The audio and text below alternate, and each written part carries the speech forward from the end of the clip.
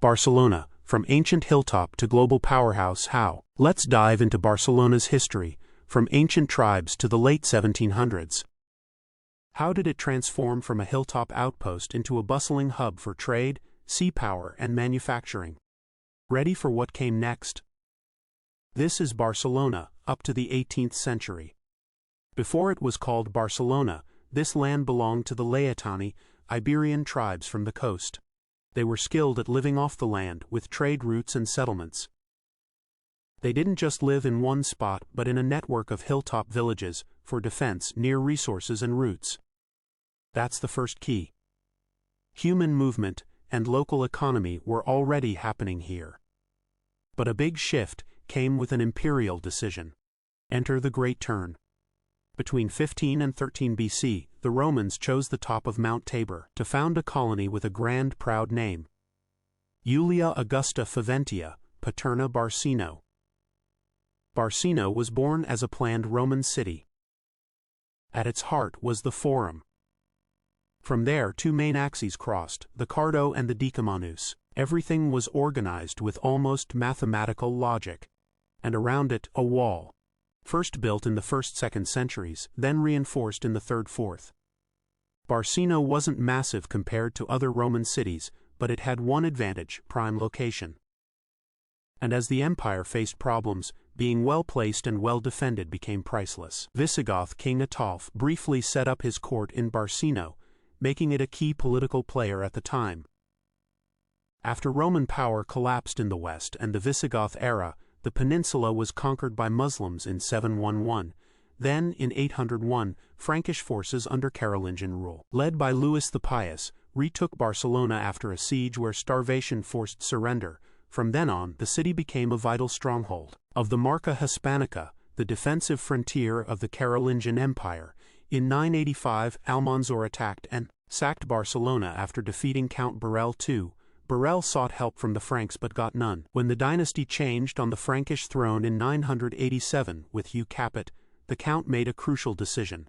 He didn't renew his oath of fealty. Simply put, Barcelona and its counts started acting as if they no longer answered to the Frankish kings. In 1249, King James I boosted the municipal structure that would shape the consul descent, a key Barcelona government body for centuries, though its full form solidified later.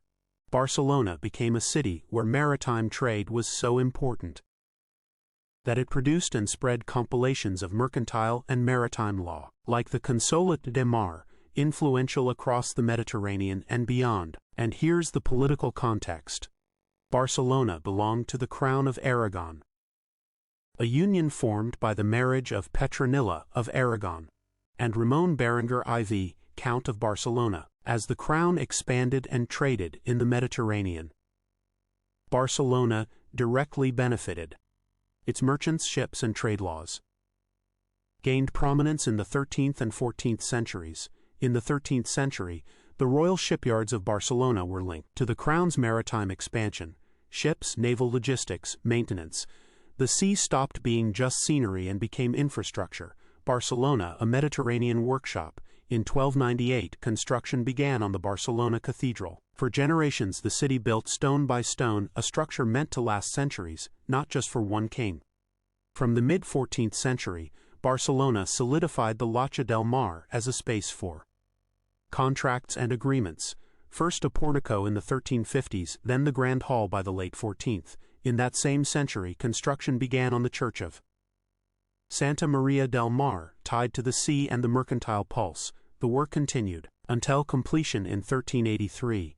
In the 17th century, in 1640, the Segadors' War erupted. Barcelona experienced an explosion of tension, and in that context, the city understood that whoever controlled the heights controlled Barcelona. That's why they decided to fortify Montjuic. In the late 17th and early 18th centuries, Barcelona endured long sieges and scarring wars. It resisted a siege at the end of the War of the Spanish Succession, and the city fell on September 11, 1714. When Philip V's troops broke the last resistance, it was the end of a political and institutional cycle. And in 1716, with the Nueva Planta decree for Catalonia, institutions were abolished, and a new political administrative framework was imposed. inspired by the Castilian model. After this, the new power ordered the construction of a large fortress to control the city. The construction of the Ciudadela was commissioned to military engineer Joris Prosper van Veerboom. Work began on March 16, 1715, and to build it, between 800 and 1,200 homes in the Ribera neighborhood were demolished. From the 1730s, Barcelona began to pick up speed. Between 1736 and 1738, the production of indianas took off. Printed fabrics that introduced a new way of working, organized workshops, investment, specialization, and ever-growing demand. This new economic pulse also started to show in the urban landscape and the city's connection to the port. In 1753, Barceloneta began construction, a planned neighborhood by the port, on the sandbanks and outside the city walls. It was conceived as a partial solution for displaced populations, directly linked to the maritime world and port activities. This momentum wasn't just in the factories. In 1758, the Board of Trade emerged as the engine organizing economic growth, supporting infrastructure, training, and trade networks. Shortly after, in 1764, the city boosted technical knowledge by creating scientific institutions. And in 1775, it took another step by training draftsmen and designers at the Lotja School, specifically aimed at serving manufacturing.